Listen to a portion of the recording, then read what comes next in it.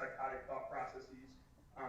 In reviewing the records that the CFP had generated even since he had been admitted about 72 hours before I met with him, they were consistent kind of across that time and even at the Grand Traverse County Jail before he came here. So he presented with a variety of bizarre delusional beliefs about his life, how he ended up where he was. He believed that he was in danger, under threat of people who were attempting to harm or kill him or other people around him, who he referred to as being his spiritual children or his spiritual family. His thinking, not only were the content of his thinking bizarre, but the process of his thinking was also very disorganized. So he rambled and would switch from one topic to another, so it was frequently hard to follow his line of reasoning from one time to another. But it appeared very preoccupied on these beliefs, these paranoid beliefs. And he's been at the center now for, well, over a week. Is there a current working diagnosis for him? I believe when I checked recently, his current psychiatric diagnosis is schizophrenia. And so based on what you saw, do you have an opinion as to his ability to assist in his own defense? It's my opinion that presently he's unable to rationally assist in his own defense. So he is incompetent at this time, is that correct? That's my opinion, yes. Do you have an opinion as to his, whether or not he could be rehabilitated or restored to competency? Yes, it's my opinion that he could be restored to competency within the time frame authorized by statute. He is currently receiving treatment, is that correct? Yes, that is correct. And are you aware of whether or not there have been improvements yet? In reviewing recent progress notes from his treatment providers, they're describing him as being less irritable, agitated, aggressive towards his treatment providers, but still reporting many of the same delusional beliefs. They're still describing him as having a psychotic thought process. But so yes, it seems his behavior has significantly calmed and he's been less irritable. Thank you. I have no additional questions at this time, Your Honor. All right, thank you, Ms. Mogelberg. Any cross-examination, Mr. Brown? Yes, thank you, Honor. Dr. Witherell, you indicated you're now the director of evaluation services, is that correct? Yes, it is. And so you don't, on a routine basis, do as many evaluations as you used to, is that correct? Yes, that's correct. Okay. And was this just random how you got this, or did you get this because you're kind of up on the ladder? How did this case come to you? This case was assigned to me by my supervisor, who's the Division Director of Forensic and Evaluation Services. Given the nature of this case, she reviewed it and requested that I do the case. Typically, are they specifically assigned, or is it kind of just you get assigned a case randomly? It depends on the case, but generally examiners can sign up for days where they have available and they're expected to meet a caseload. So given my position, I don't have caseload requirements the way that other examiners do. So when cases that are particularly time sensitive or require kind of additional immediate attention, they can be assigned to managers or other individuals who can immediately divert that time toward the evaluation. Okay. And you prepared a report based on your findings, is that correct? Yes, it is. Okay, and I think in your report, you cited the statute MCL 330.20.20, correct? Yes. Okay, and reading your report, competency is kind of a twofold. Would that be fair? You have to understand the proceedings as well as rationally assist in your defense? Yes, that's my understanding.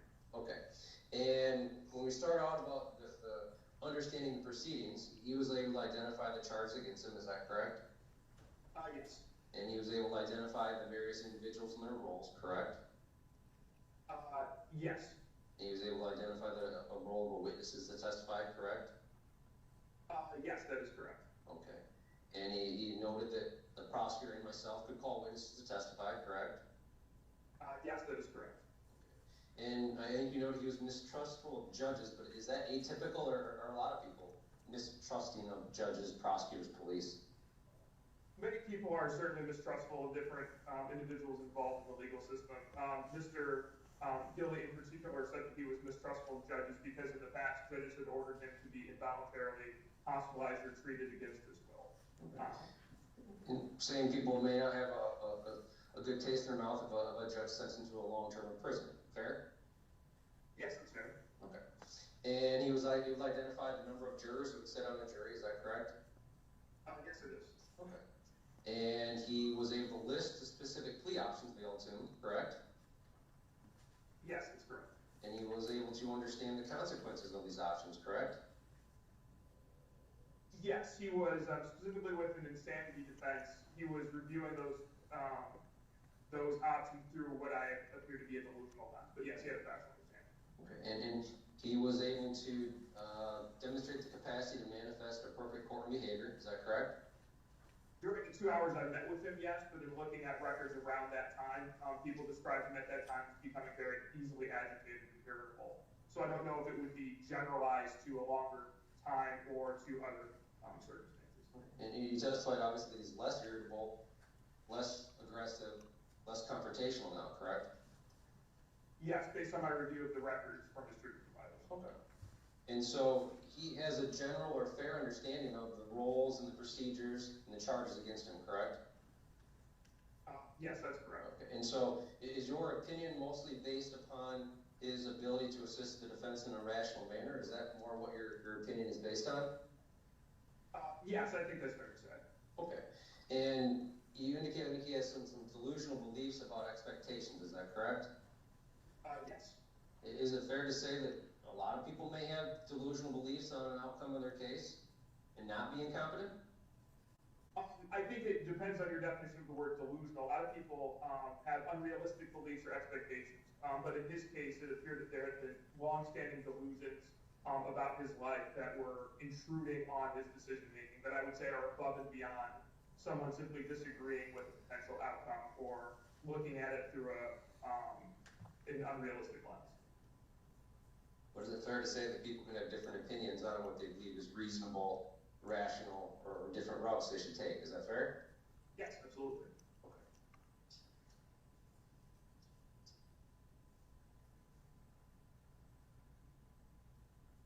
And you met with Mr. Gille for approximately 2 hours, is that correct? Yes. Okay.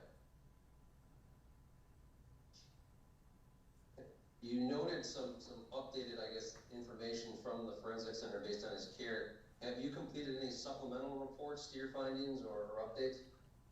No, I'm not. Okay. And so your opinion, is it still the same as what it was in your report that you previously provided on or about August 12th? Yes, it is.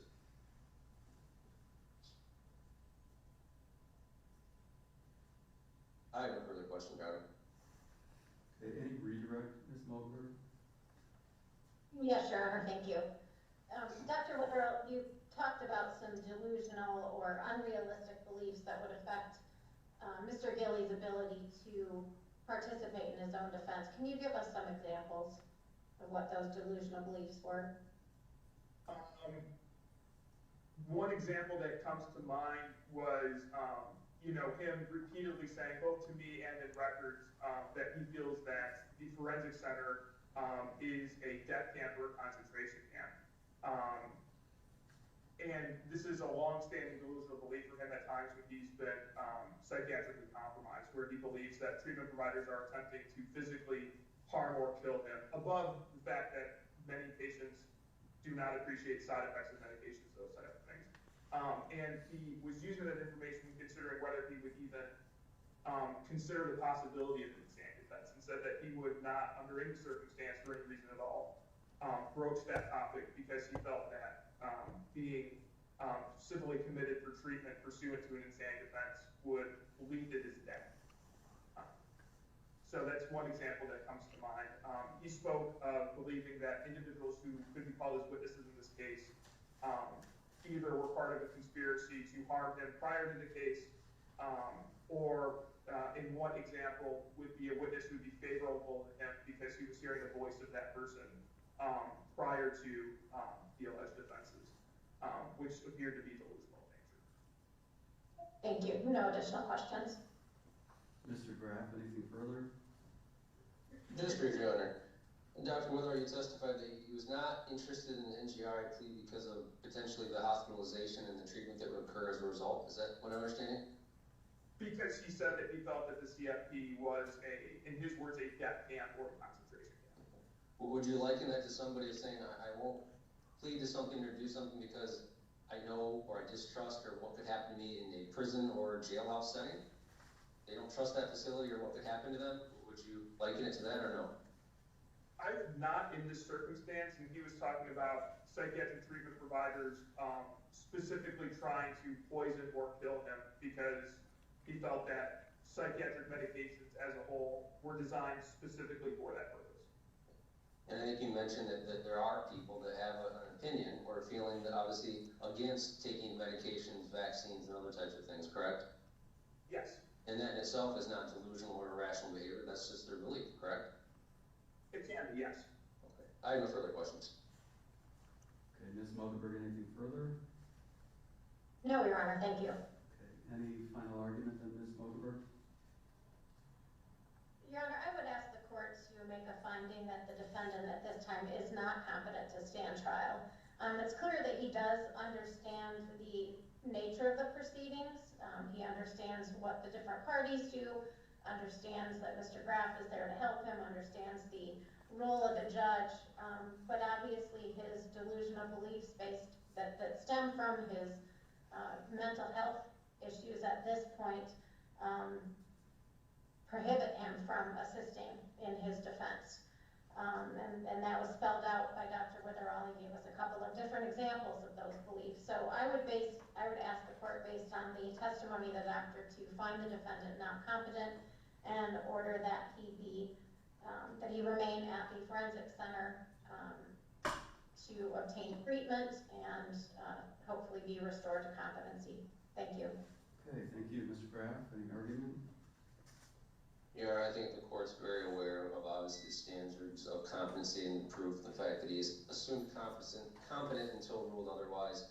I won't belabor the court with any argument. You've heard the testimony and the points that have been made, as well as the law to apply, so I trust Your Honor's judgment. All right, thank you, Mr. Graff. So the law is that the defendant to a criminal charge is presumed to be competent to stand trial. He shall be determined incompetent to stand trial only if he's incapable because of his mental condition of understanding the nature and object of the proceedings against him or in assisting his defense in a rational manner.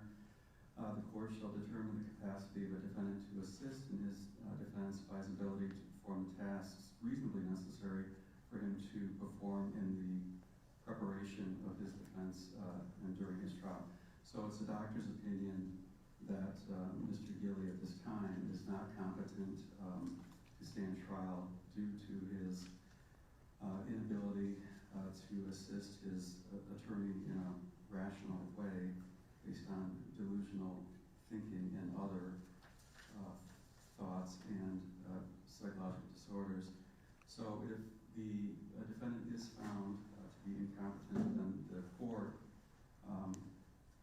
shall refer him for further treatment and until he can regain competence, if that's possible. The doctor indicates his opinion is that Mr. Gille, with a proper course of treatment, can regain competence going forward.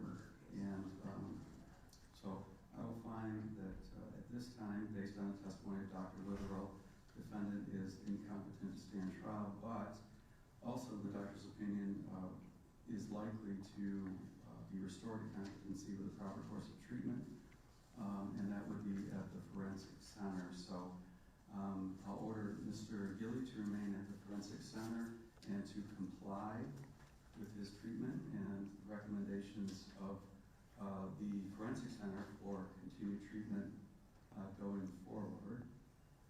And I think that's it. Ms. Mogelberg, then would your office supply an order, please?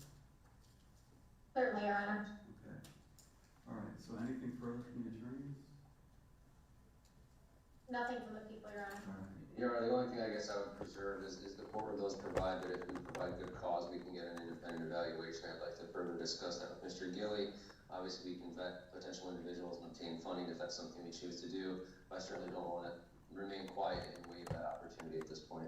Sure, no, I understand. So yes, the rules do allow for an independent evaluation declaration if there's good cause. So that right is reserved, Mr. Graf. So for now, I think we're all set, and I'll continue the bond, okay?